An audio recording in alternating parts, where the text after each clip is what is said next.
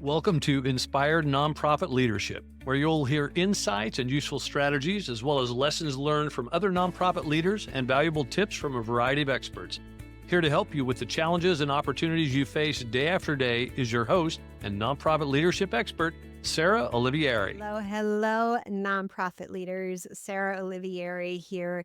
And today I want to talk to you about why you should rethink your org chart altogether. And I'm not talking about who's on your team, I'm talking about the whole concept of an org chart. If your organization is stuck in a hierarchical rut, if it's stifling innovation and growth, that's what we're going to be talking about today. The problem with the org chart model and what to do instead.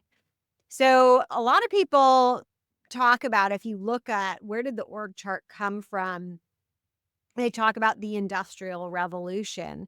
But the org chart actually conceptually comes from a leadership model of people in charge of people, right? It is who has it's an authoritarian model, who has authority to tell someone else what to do. And one of the things that really influenced the Industrial Revolution's business organizing principles was actually the slave model for running plantations. So it's not really a model designed to innovate. It's a model designed to essentially use humans as though they were a machine and almost as though they were expendable and interchangeable, which hopefully you all listening know human beings are not exposable and dispensable, and they are not interchangeable either. So flaw number one with the traditional org chart model is that it is not good for innovation. It's relatively good for keeping extreme consistency. But in general, at nonprofits, we have missions that are related to problems in this world that are not solved, which means we need to be focused on innovation, not producing widgets consistently. Problem number two is that this hierarchical command and control authoritarian model treats people badly and people don't like it. And it didn't actually work that well, even in the context of slavery. Because, well, we don't need to go into the because, but if you're interested in that topic more specifically, there's a great book. It's called, I'm looking to see if I see it. It's called Accounting for Slavery. And it's all about the bookkeeping accounting principles that came out of the slave plantation model and made its way into the Industrial Revolution. That's more of a topic for another day. So back to the org chart. So if you have this org chart model, then you probably are using language like who are my direct reports or who's my supervisor, right? And it's all about people trying to control other people. And at the end of the day, if we're trying to control people's behaviors, if that's what we're managing, that would be great if we were all like therapists or ABA, applied behavior analyst specialists, right? But our goal in our organizations is not to control people's behavior, it's to get results, it's to achieve outcomes. So, in shifting away from an org chart model, what should we shift to? Well, we should shift to a model that focuses on one, managing outcomes. Okay. This is what we're going to control, what we're going to measure, what we're going to watch closely and supervise are the results that we are trying to get. And if we are getting those results with our actions. To a certain degree, we can measure were the actions even taken. And if they're not at a very basic level, like if everyone is involved with creating a plan and you have buy-in and then they just don't do it, and there isn't a good explanation like COVID happened or, someone was sick or we had an unexpected staff turnover or we thought it would be something easy, it was something new to us and it turned out to be extremely time and labor intensive, right? If none of those things happen, it's just somebody just totally dropped the ball. Well, you shouldn't have people on your team who are just dropping the ball with no good explanation. And that's a very different situation. That's not someone who needs to be managed or supervised. That's someone who needs to be let go. Okay, so that's kind of piece one is we want to focus on managing outcomes over managing people, trying to control outcomes, which are inanimate concepts, not trying to control people.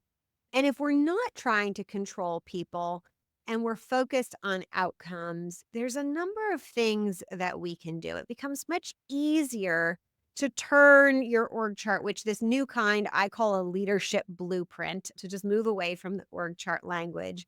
There is a hierarchy in this blueprint. Sorry, I cut my own self off. So I want to just go back and say one thing that becomes easier when we start having conversations about what are the key outcomes we're trying to achieve, not just in our goals, right? That's where your strategic goals, but there are key areas that you need to always be thinking about outcomes in your organization. There's actually, I developed over a number of years looking at what different nonprofits need. And there's a set of functions that is the same across all nonprofits I have ever looked at. There's a basic function around bringing in the donated money. There's a basic function about making sure that you're getting the best fit clients into the most impactful services. There are a number of functions about optimizing resources. So ensuring that you're getting the most out of your money, that you're getting the most out of your tools, that you're getting the most out of your physical space. There's a basic function around ensuring that you have the right fit plan, right? That it's the right timing, that it's a good set of strategic goals for the resources that you have. It's not asking you to do too much too soon or too little too slowly. And the basic function around going in the right direction, right? Ensuring that your organization is thinking about the future and making moves to move them into the future and thinking, ahead around corners, right? What's next? Seeing around the corner, planning for the future. Those are the core functions that all nonprofits need to have. And we can actually use this set of functions as a chart to replace our org chart.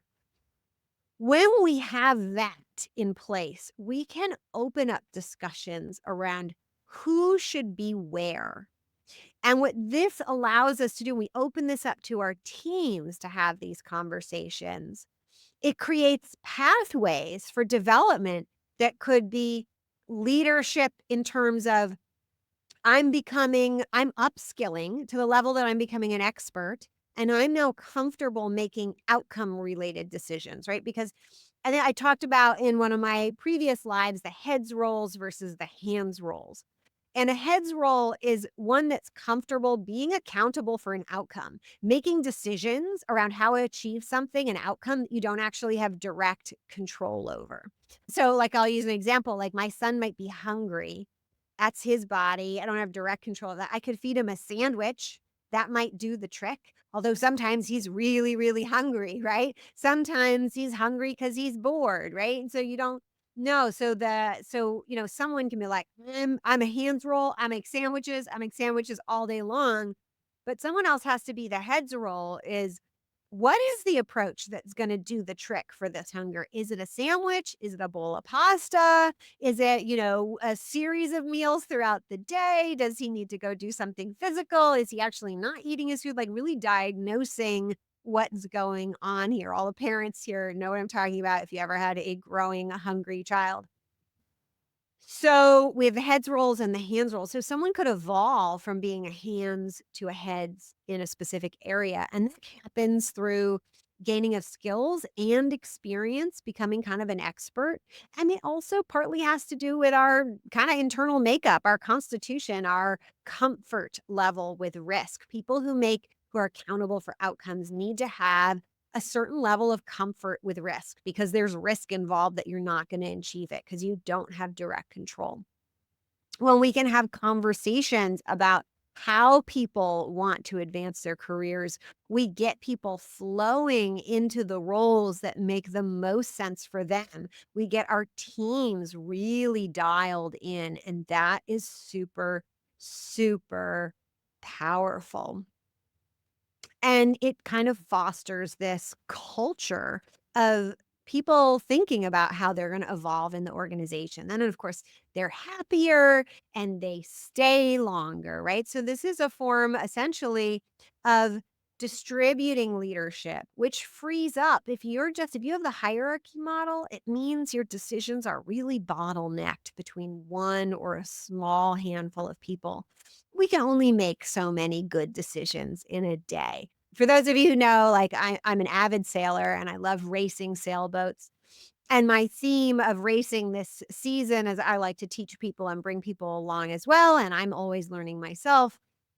Is for those people I have been teaching, I say so much about racing well is because in a sailboat race, there are way more decisions. There's so many variables going on, so much, mechanics, weather, human dynamics on a crew, all this stuff is we do all sorts of things to reduce the number of decisions we need to make on the water. Sometimes it's as simple as there's something that you turn one way to tighten and you turn the other way to loosen.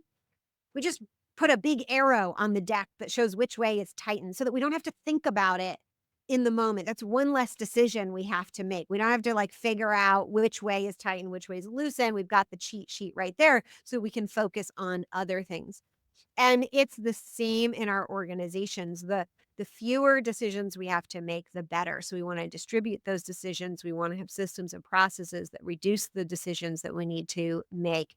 And shifting from an org chart model, an authoritarian model, to an outcomes focused distributed model is one of the best things you can possibly do when it comes to more effective decision making, a happier team, and really leveraging the brain power of as many people on your team as possible.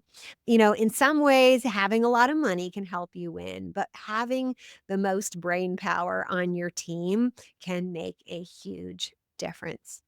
If you would like tips like this in your email box or upcoming trainings or the upcoming releases of the podcast, go to inspirednonprofitleadership.com/sign up, and I will send you weekly tips as well as those announcements. If you're thinking, oh my God, Sarah's speaking my language. I want this new type of org chart, this leadership model. That's what we teach in the Thrive program, where I work with nonprofit leaders, primarily executive directors, but there's support for boards and other leadership roles as well. One-on-one, that's in the Thrive program. And the simple first step for that is just to go to pivotground.com/application, complete a very short application. I'll review it manually. And if it seems like we might be a good fit, we'll have a call and we'll talk about the details and all that good stuff. Until next time, all the best. You've been listening to Inspired Nonprofit Leadership. Thanks so much for tuning in. Be sure to subscribe so you don't miss a single episode or the bonus episodes. And while you're at it, please leave a rating and review, and be sure to share with your friends and colleagues. Tune in every week for more useful insights and wisdom on nonprofit leadership. Thanks so much for all you do for the communities you serve. Until next time, all the best.